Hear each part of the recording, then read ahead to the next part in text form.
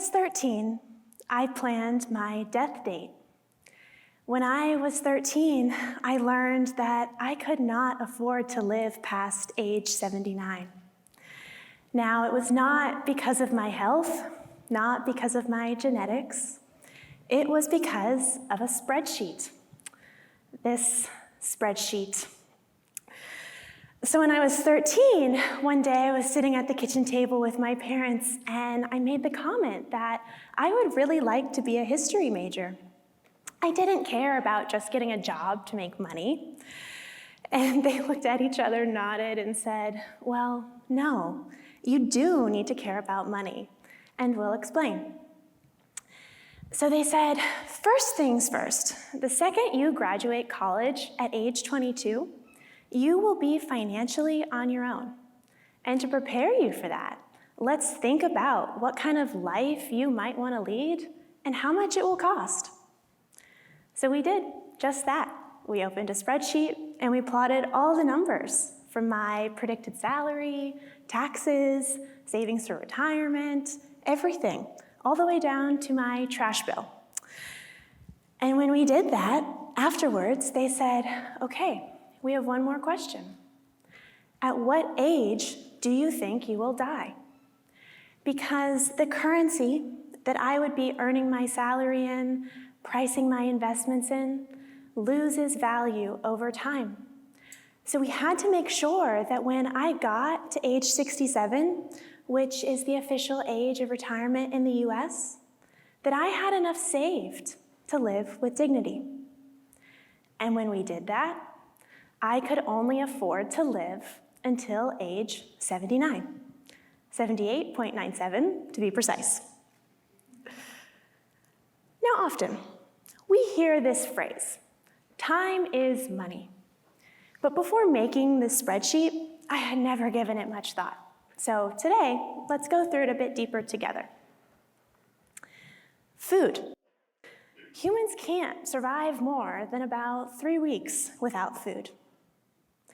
Water. We can't survive more than about 3 days without water. And time. It's our most finite, irreplaceable resource. We just simply can't survive without it.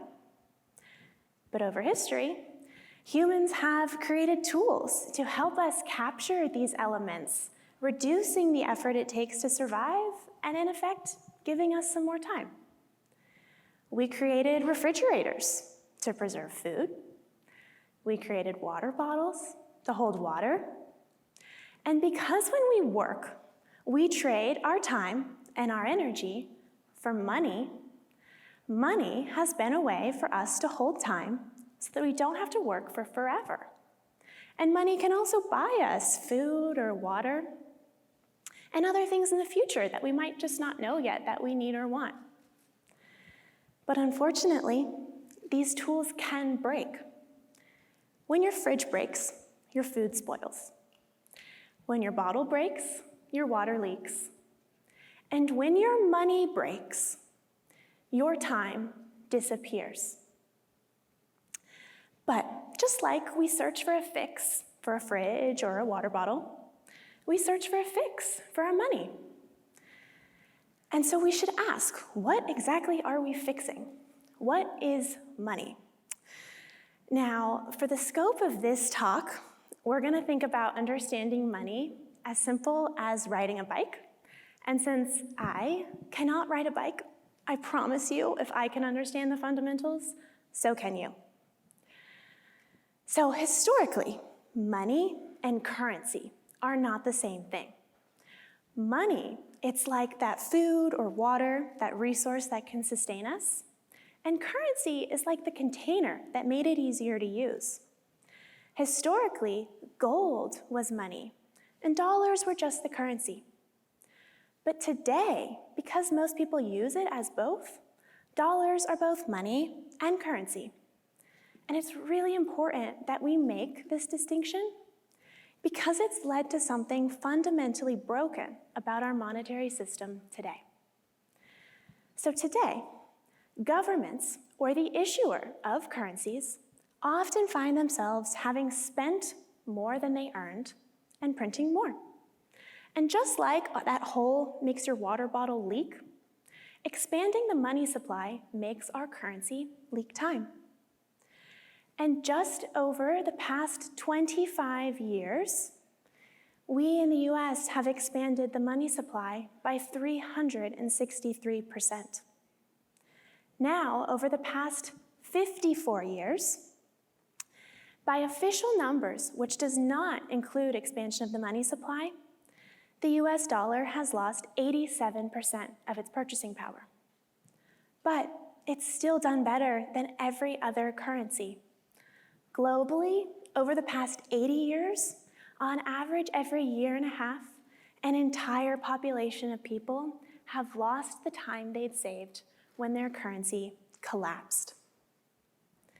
And so because of this, because we can't just save in the currency that we earn, we've turned to investing in assets like real estate, gold, art, stocks, to preserve and grow our wealth. Even here in Ithaca, in 1991, a group of people gathered to create a local labor currency. It was called the Ithaca Hour. And an hour equaled 10 US dollars. It was a time-based currency. But unfortunately, all of these fixes we have right now, they're still not perfect as money. So the Ithaca Hour, you could only use it in Ithaca and at certain stores. Not very acceptable. Houses, real estate, are a durable enough way to hold wealth until, let's say, a natural disaster comes. So they're not very durable. And houses really are better when they're intact. So you can't exactly break off a light switch or a bathroom tile to pay for your coffee. They're not easily divisible. And let's say you had the authentic Mona Lisa. You would probably not be willing to trade your authentic Mona Lisa for my replica, meaning art is not fungible. Gold, it's really heavy, making it hard to transport from, let's say, here in Ithaca to Los Angeles.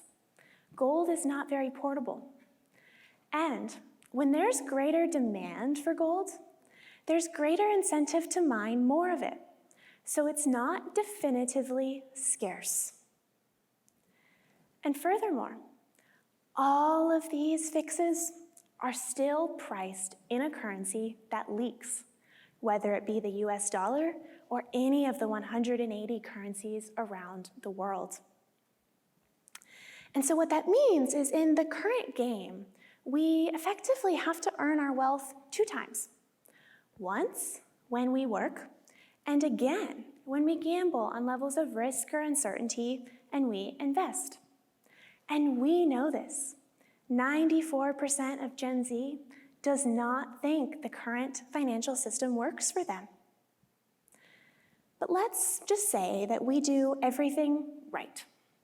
We go to a good college, we get a good job, we save really diligently, we invest wisely. If we try to build a strong financial future, if the foundation of that future, our money, is still losing value, then we're still losing time. And so let's just take an example to run through this. So let's say we're 22, and until we're 67, 45 years, we decide that we are going to save 20% of our monthly income and invest it. Now, on average, Americans save between 6 to 8%, but I think that Gen Z is one of overachievers, so I plugged these numbers in for 20%. If we do that and expect to earn about 6% each year, we would wind up with about $4 million at the end of those 45 years. If we wait 10 years, that number halves to about 2 million. And if we wait another 10 years, it halves again to about 1 million. And so there's 2 things I'd love to point out. One, clearly, the sooner we start saving, the better off we are. And the second which we intuitively know. The stronger the system we save in, the better. Or else all those big numbers don't really mean much. And so let's take a thought exercise. If you, in your first week at your job, and your employer says, I will pay you in any currency you'd like, most of us would probably choose the US dollar. I didn't need to show you this chart of how the dollar compares to currencies all around the world. Yes, this chart shows different returns of currencies, but it also shows people's time disappearing, being stolen at different speeds. And so what that means for us is that in the current game, even if we try to leverage our time to support our future, we still end up losing, just some more fast, some more slow than others. But what if I could also tell you that it didn't have to be this way anymore? Well, since 2009, we have lived in a world where a money exists that doesn't leak time. And it can do this because it is finite, because it is scarce. And this money's name is Bitcoin. So whereas today in the monetary system, currencies, their supply can be expanded, meaning it's systematically programmed to lose value over time, Bitcoin is systematically programmed to preserve value over time because it is finite. There are only 21 million Bitcoin, or more relevant for us, 21 million times 100 million Satoshis. And so what this means is that Bitcoin as currency can't leak time, and Bitcoin as money can't be inflated away. And so, whereas all of the other currencies around the world, including the dollar, can be printed, counterfeited, controlled, Bitcoin is secure, auditable, immutable, partially explaining how it performs against the other currencies. But even more, it's permissionless. So whereas today, money can often be a tool to control, and where 25% of the world remains without a bank account, and 87% of the world lives under an untrustworthy currency, I can send Bitcoin to a woman in a country where she has no bank account, no property rights, and she can not only own her time, she can own her wealth, her future, her freedom. And anyone, anywhere can do this. With just 12 to 24 words, they can own value that can't be frozen, stolen. And so what this means is that Bitcoin, it's not just some financial breakthrough. It represents a fundamental shift in human agency and human flourishing. So I'm 22 now. It's been 9 years that I have been thinking about when I would run out of time. But it's also been 4 years that I've been learning how not to. And during those 4 years, I spent 15 months here at Cornell to officially study Bitcoin. And in a way, I think I a little bit did become a history major. And ever since then, I have realized that our world won't always look the way it always has. We won't always do things the way we always have. We have the opportunity to walk onto a new field. For most of history, we have been forced to trust in systems that dilute our time, erode our savings, reducing our choice and our agency. But Bitcoin was precisely created to exist in a world where you did not have to put trust in someone else. So now, what if we asked, what if we felt empowered to trust ourselves? Bitcoin is a sustainable tool that can empower your future. And not just because it's the most sustainably powered industry. And so the moral of the story here is that money, it's just not just about numbers. Money is about people. In fact, the document that introduced Bitcoin to the world said the word Bitcoin only 2 times, but it said the word network 21 times.